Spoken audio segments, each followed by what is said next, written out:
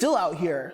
I'm still out here begging for my basic human rights, not only in Black Lives Matter, but also as a LGBTQ plus person.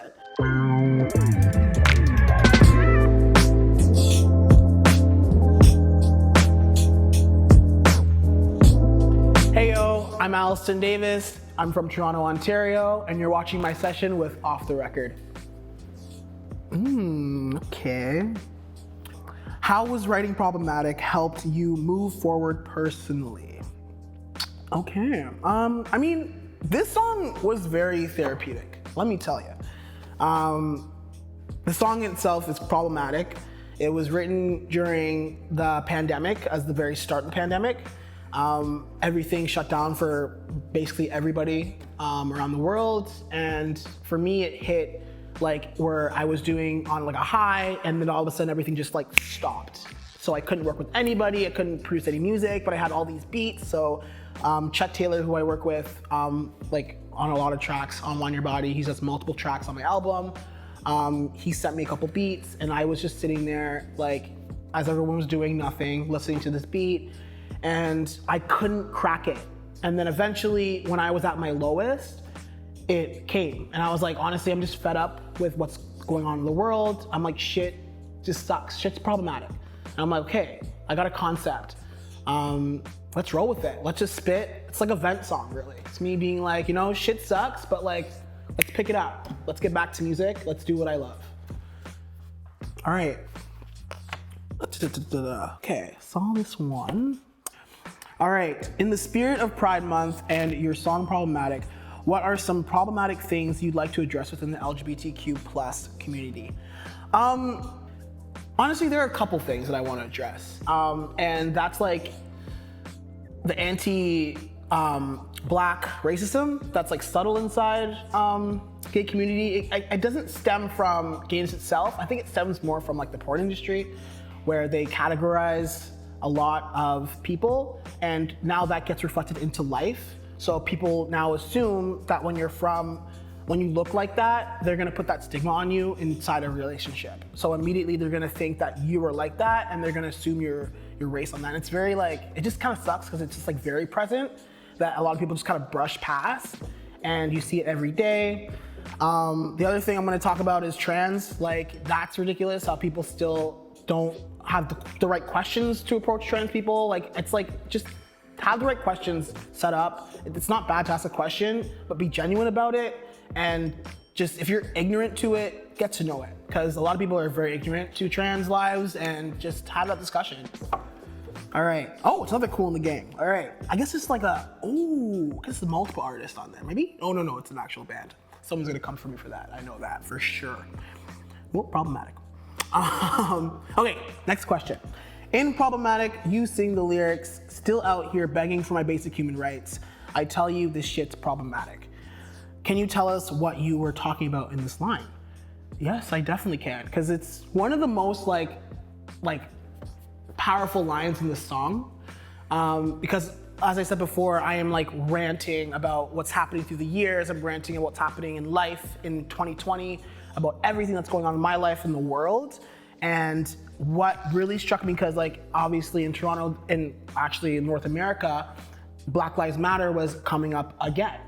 And everyone was like, oh, what do you think about this thing? But like, I'm always like, honestly, like I live it every day. So for you to always come and ask me, it's like, no, I'm still out here. Like, I'm still out here begging for my basic human rights, not only in Black Lives Matter, but also as a LGBTQ plus person.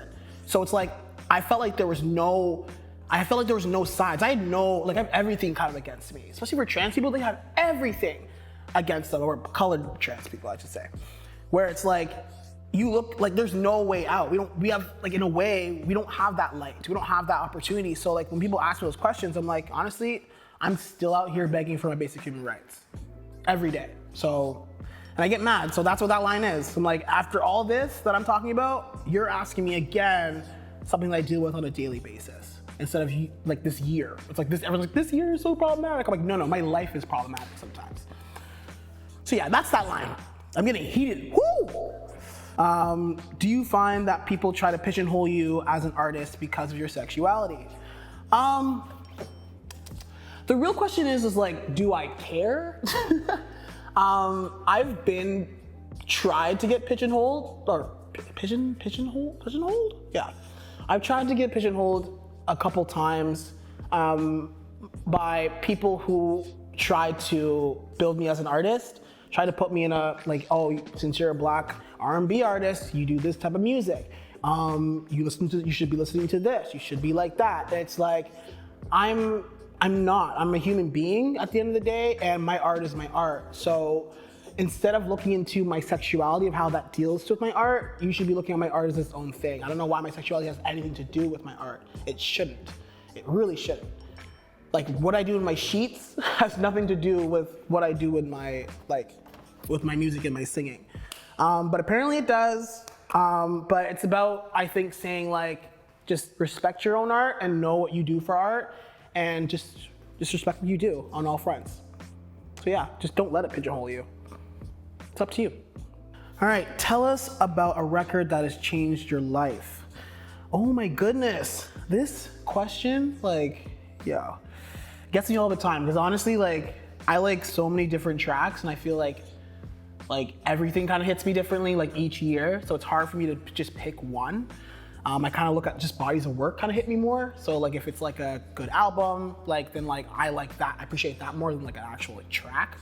Honestly, it's hard for me to answer this one. I'm just gonna put it as like, each song's different and each year's different, and it hits you differently because you're at a different point of life. All right, next question. What's next for Alliston Davis? Well, I am working on an album right now, based on the 7 Deadly Sins. I've been working on it for about like 2 years now, so it's like, I'm like ready to get it out. I'm very excited about it. Other than that, you know, just keep on moving with like doing music, I guess. Again, my name is Alliston Davis, and you can find me on all platforms, all social media as Alliston Davis. That's ALLISTON DAVIS. Did I spell it right? I think so. But yeah, thank you for watching my session with Off the Record. Peace out. Happy Pride. Stay gay.